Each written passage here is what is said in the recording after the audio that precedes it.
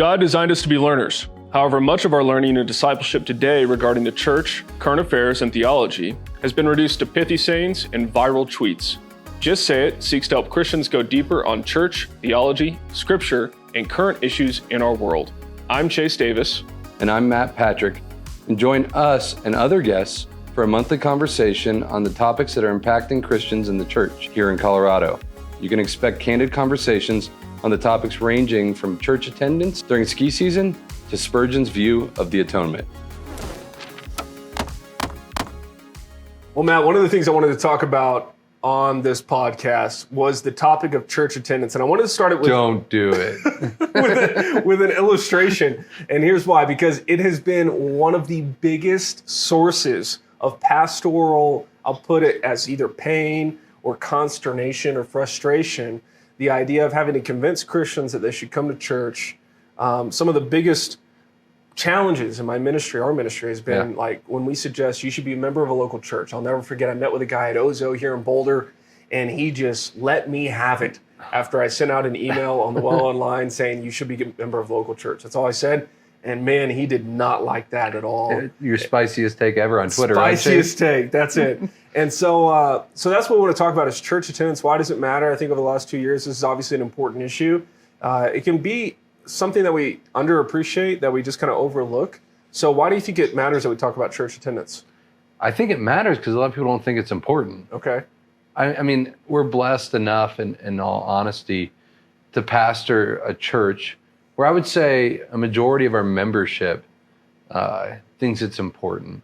The interesting thing about our context, and I think it's important to keep that in mind as we start this podcast, is, yeah, we want this to be for everybody, but we're really doing this for our church specifically, is that we rarely get to form somebody from day one of becoming a Christian to adulthood. Right. One, we just haven't been around long enough, but two, a lot of our people move here, they look for a church, they've been formed somewhere else, and what we've seen in large part is that modern evangelicalism has actually made church attendance such a low bar, such a low-lying thing, and really they compounded all of that with the whole entire COVID thing, and all of that just kind of pushed all of that to the forefront. I think back, it's funny as a pastor, as a Christian, think back on just goofy things you said that you wish you could take back. Yeah.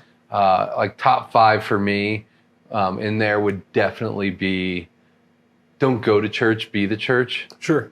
Like, I guess I can say that here. I think that's dumb. Sure. I understand what we're trying to do. We're trying to get people to embody all that is the church. Yeah. But I think really that ethos has kind of bled through evangelicalism and Protestantism, particularly in the West, that attending and being physically present at a church and even defining what does it mean to go to a church means something now, right? Yep, absolutely. I think there's a big tension too, because in evangelicalism, particularly since the seeker-sensitive movement, which was a movement in the 80s and 90s, where the idea was, let's remove as many things that smell of cultural Christianity, crosses, names. I remember the church I grew up in 1998. They moved into a new building. They were Prestonwood Baptist Church, took away the name Baptist because it was seen as an impediment to people coming to church, right? Yeah, I mean, I was a pastor at a Baptist church and tried to do that at my church, and I was trying leading. to do that yourself. They said no. The old people were like, no, you're wrong. And I fought them, and now I'm like, man, those people were so right. Those people were right. Now I'm just like, I just want to be Baptist Church Boulder. That's right. That's right. Well, I think what we've done is we've privatized our sense of church, so that, I had dear friends of ours at the church, and some years ago they were like, we need to leave the local church in order to do mission better. And I think their kind of reductionistic conclusion there was really emblematic of a lot of teaching that churches do on mission and evangelism. And it's something I've taught, you've taught, we've taught at the Well, which is that if you have an opportunity to share the gospel with somebody on a Sunday morning, it would be better for you to miss church and go evangelize and share the gospel than to come to church. And I wish I could take those words back. I regret that attitude and belief, because I think worship together as the church is so important. And I know from a pastor, it can come across as a little biased, right? We're like, well, of course we think it's important. We're the pastor of the church. Yeah. But I really think it's important to spiritual health. Yeah, I think that is a good distinction to put out there. And and talk about earnestly, because I think a lot of people can hear two pastors having this conversation and go, well, you just want your church to be big. And to that, I would say, well, I wouldn't have planted a church in Boulder if I just wanted my church to be big. That's right. I'm sure there are men out there who that's their main desire. Right. And God will judge them appropriately for that. But by and large, most men, especially like you're just sharing about a conversation you had with the pastor today, man, they just want to love their people well. Mm-hmm. And it's really hard to love people when they're not there. Right. I mean, it'd be like me going to my wife and being like, I just want to love you so much, darling, and I want to be there for you. But I'm just not really going to be around. Right. And her going, that's a really weird way to try to love me. Right. And so, it doesn't really, I guess what I'm trying to say, like the best way to put it is how we treat the church is not how we treat any other relationship or any other thing that we really care about in life. It's not like just a can I come or go kind of thing. I felt this, I've shared about this from the stage, even on Sundays, with my conflict with my kids' sports on a Sunday, and still saying, no, we're not going to miss church on Sundays, despite these things. And that's a real tension. I get it, like, because you want to honor your kids and want them to have fun. But it's like, man, this is so important. And I think that's an important thing to get into is why is it so important? Right. Maybe that's what's missing. Maybe we haven't been educated well. I think our heart is there from a lot of Christians to want to love God. But I don't think our head and our thoughts have been developed enough to understand that, man, we're actually deforming the growth of the heart. Right. Because we haven't thought well about church attendance. Yeah. And I think two things that come to my mind when I think about that are one, a historical perspective, and one just kind of a more human perspective, emotional perspective. One, historically, is that the very idea that I could be part of a church without being part of a local church is like, it's insanely new. And that doesn't mean everything new is bad, but most of it. Yeah, right. Yeah. If you look back at church history, just no one would have asked that question. If you want to be part of a local church, you go to a local church. That's why you don't see it come up often in the writings of the Protestant reformers or really a lot of people prior to the 1950s when evangelicalism kind of became a movement, a sociological movement in the United States, is it was assumed that to be part of a local church is to go and be and worship with that local church. So that's the more like historically that should rattle us a little bit, and it should make our like distaste for like you should go to church. It should really quiet that and also unsettle us. The second one is the emotional one. I saw a funny meme the other day online, and it said, I grew up in the church hearing all these songs that made me feel emotional feelings, right? Yeah. And then I went to a Taylor Swift concert later, and I had the same feeling, and I realized I don't need the church to have that feeling. And so I think, to me, a lot of people, their idea of what it means to be part of a local church is what can I get out of it emotionally, and how many chills can I get up my spine? And what I was thinking of today when we were thinking about this podcast is, man, it would be better for you to live till you're 80 and never get chills up your spine, never get that emotional feeling. I want that for people. It's not that I'm against it. Than to keep hopping around, searching and searching to get that same emotional high when you're a teenager, because you were in development and you had all sorts of chemicals going on in your brain and hormones. Talk more about that. No, I'd rather not. Maybe another episode. But I think a lot of us are chasing a high that maybe we've either had in the past or that we can have. And we can cloak our lack of attendance with a sense of like, well, I just want that closeness or proximity with God, when really we want a closeness or proximity with a certain feeling we have about God. Yeah. And we worship that feeling rather than God himself. Yeah. Two things on that for me. One funny, one serious. You talk about that emotional high kind of thing. I guess I should confess to all of our listeners or people watching that, like, man, it's so funny because I long for that emotional high. Sure. I really do. Like, I love it. Like, I'm a very emotional guy. If you've been at the well long, you know I'm a crier. I don't mean to be, but I love the high emotion. And for me, this is my confession moment. Like, I can get that without the church, and I can get that through Coldplay. Yeah. And it shames me to say that. Sure. But less because I'm talking about the Rush of Blood to the Head and Parachutes album, which were much better than later albums. But it's funny to think about in all seriousness, right? Like that we can get that high from something like going to a U2 concert. Mm-hmm.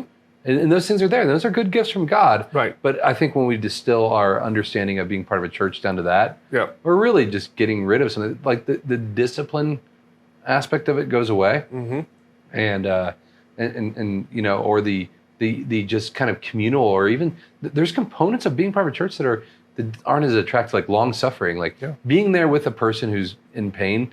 That would be it's a really hard thing to do. Yep. But we're still called to do it. Yep. That's not an emotional high thing. Or maybe just dealing with somebody that's kind of goofy that you don't really like. Yep. But loving them and being present with them. Yep. Or sitting through a sermon that's not your favorite, or a worship song that's not your favorite. Those are all developmental things that I think we're just ready to jettison out. The second thing is I wanted to share this quote. I put this down in my notes, and a guy named Ricky Jones said this. I think that's his name. I've had it in my phone forever because I thought it was hilarious. But he said this in kind of getting at what you're talking about. He said, "To imply you can be part of the greater community without first being part of the smaller is not logical. You cannot be part of a Rotary International without also being part of a local chapter.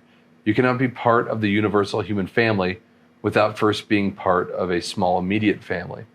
And then he goes on to say, because the argument then comes, well, where does the Bible say I need to be part of the church? Sure. And he answers that by saying, asking where the Bible commands you to be a church member is like asking where the USGA rulebook for golf insists you be a human. The whole book is addressed to the church, right? Like it's one of those things where it's like people go like Bible verse, like give me the verse, and it's like the whole thing. Yeah.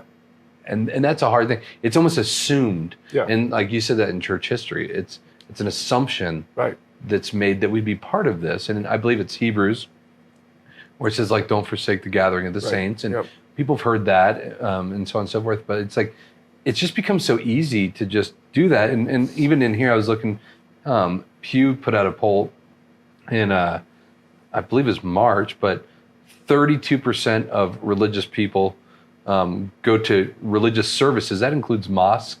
Oh, really? Jewish services and so on and so forth. I believe, I could be wrong, but I believe that's what it said. But of these self-described regular attenders, 2/3, 67% report that they actually have attended physically in person in the last month. So, you know, what we're really dealing with is like people, the embodied presence of the church. And so maybe flesh that out. Like, what does it mean to be physically present? I think that's something we have to dive into here as we talk about this. Yeah. Being there with each other. For sure. It comes down to an anthropological question, how people are made and what they're designed for.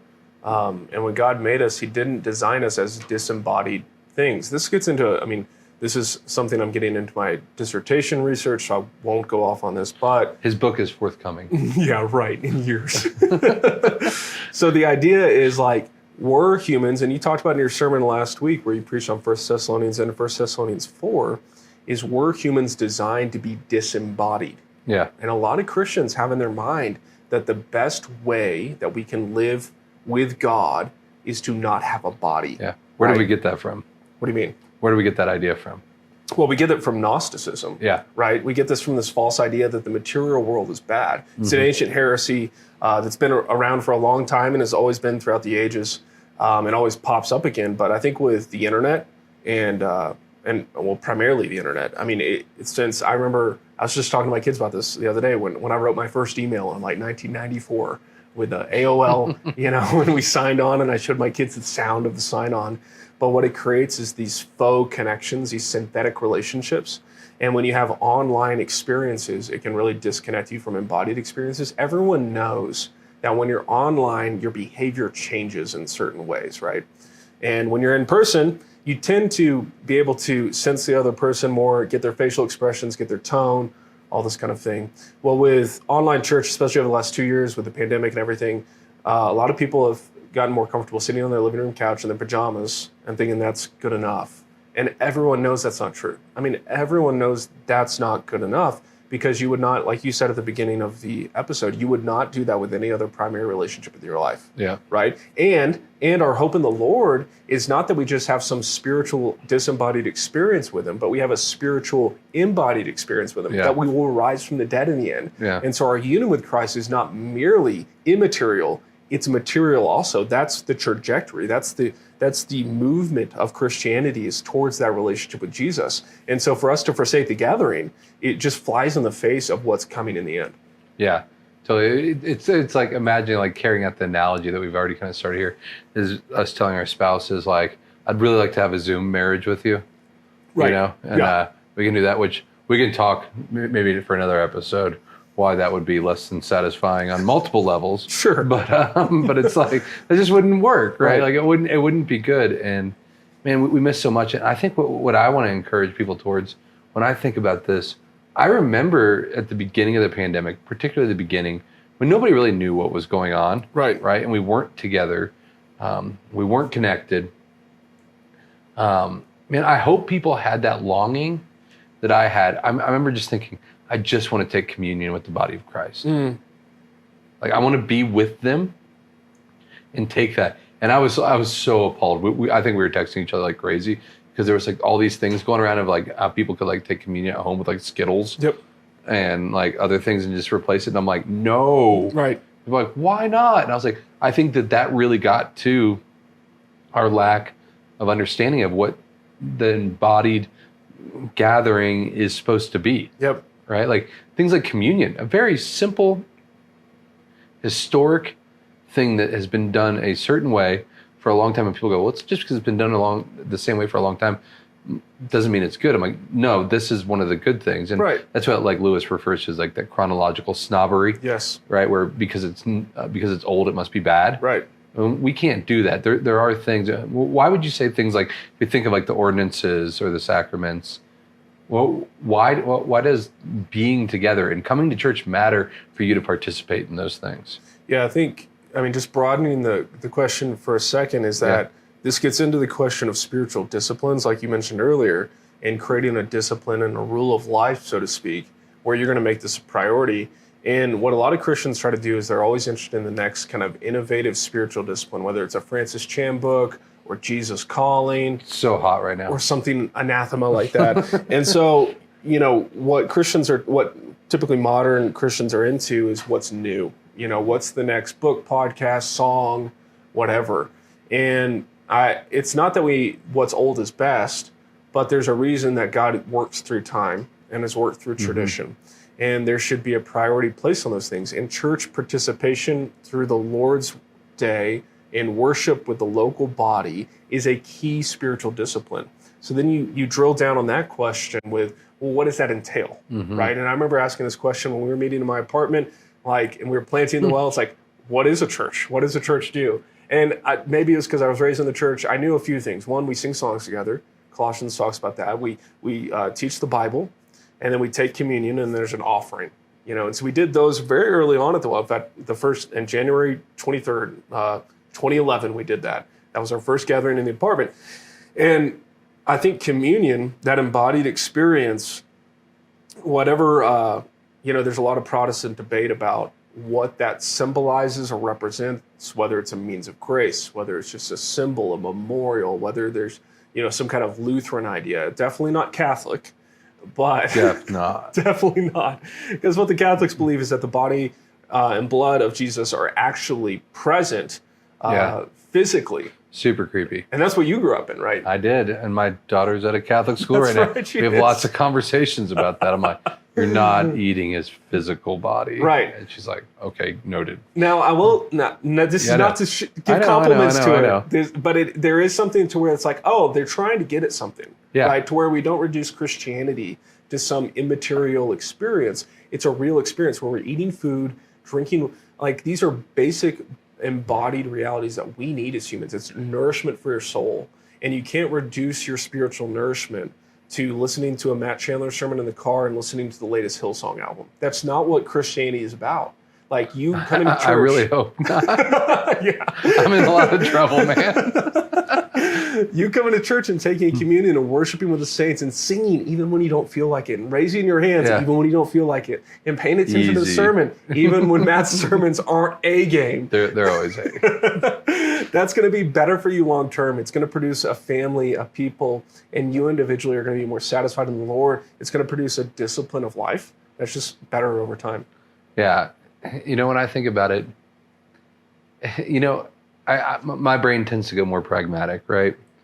And it's one of those things where I go, you've got to prioritize it. Yeah. if it sneaks up on you, if you allow all the things of life, I mean, we're all so busy. And it's like, it's funny that the most important things in life tend to be the things that are easiest to cut out. It'd be easy for me to cut out praying with my kids at night before bed. Sure. It'd be easy for me to not try to date my wife well. I'm not going to get into like, you have to do a date every week kind of things. I don't do that, but I'd love to. If giving increases at the well, someday. Or you can find a good babysitter. Yeah, find a good. Well, I've got a middle schooler now, so check there you that go. box. You got one in the house, right? Yeah, but you know what I mean? Like those, like I think that's the game of the enemy at times. Not to hyper spiritualize it, but I think that is a component of it. It is the reality that maybe the most spiritually beneficial things for us oftentimes are the easiest things to cut out. Right. And man, I can't think of anything easier than being like, okay, church, my church right now doesn't have a building, the well. Right. Meets at a bar. Its kid space is functional. Maybe I'll keep my kid in the service with me. The temperature in the room is probably not going to be perfect. Right. It's in a bar. There's going to be flies. We always joke about that. Right. Let's just stay home. Sure. Like, that's a really easy decision to make. Right. And I think the reason it saddens me is I'm like, man, like I had my sabbatical this summer, and so did you. They were short ones, but I was just dying. Like, I was like, man, I just want to be back with the church that I belong to, that I'm part of. And well, I guess maybe a question for you would be, what do you think it is in there that people are missing, where they have that kind of zeal, that oomph to go, man, I really want to be part of this? Yeah, I think it's just, for me, it's a vision for life. It's a vision for where you want your kids to end up and where you want your family to end up, especially for husbands, where you want to lead your wife. Yeah. And, it's really a heart check, a motivation check to go, you're willing to drive, do a 30-minute commute one way every day to make $100,000 in Boulder County. You spend an hour on the road every day to make $100,000, and you can't spend an hour on the road on Sunday to worship the Lord who gave you that money in the first place. Yeah. That just really saddens me. It's not about the well. It's about any gospel preaching church in Boulder, whether it's Calvary or Cornerstone or whatever it may be. It's about worshiping the Lord and honoring Him with your time. And so setting a rule of life. And God didn't establish patterns and rhythms flippantly. Like, we don't have seasons because it was like, well, that'd be neat. He made an order for a week. It's a created order from Genesis that there would be a day a week set aside. Yeah. And so however you take that, whether you're a Sabbatarian or whether you're super hardcore like Chick-fil-A on it, there's a rhythm that God is inviting you to rest in, rather than fabricating these, whether it's experiences or new things that you need to try. It would be better to be disciplined, especially speaking of men. I mean, it would be better. You're going to be a better man if you are disciplined in this way. It's going to produce more long-term fruit rather than these quick hits of spirituality or whatever it may be. Yeah. Yeah. Well, when I think about it, it's just one of those things where I go, man, it just saddens me, because I go, people don't know what they're missing out on. Right. And the people that I know that have grown and flourished in their faith the most are the people that have stayed, the people that have committed, the people that have served and just been a blessing to their local church in those ways, but also just been present. And it's one of those things like, maybe letting people in a little bit on kind of like behind the curtains pastor talk, is it's kind of hard when you, like, I just don't feel connected. I'm like, well, you're not here. Right, yeah. You have to be present to be connected. Right. And yeah, I of course, you and I, we have to be here. Yep. It's our job. Sure. But I do believe I would be here regardless. Yeah. And I'd be at our church regardless. Right. Like, there's nowhere else I'd rather be. And I really mean that. I wouldn't do it if that wasn't the case. Right.